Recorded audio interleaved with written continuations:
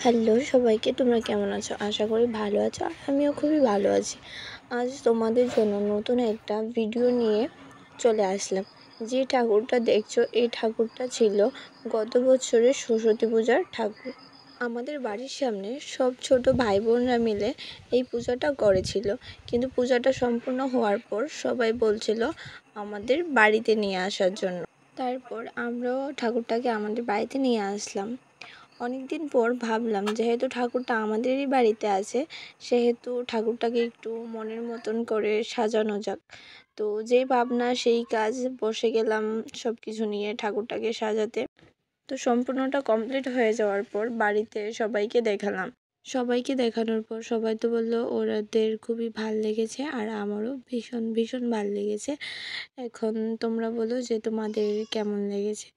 যদি ভাল লেগে থাকে তাহলে লাইক কমেন্ট শেয়ার করে দিও। ও আরেকটা কথা, চ্যানেলটা সাবস্ক্রাইব করতে ভুলো না।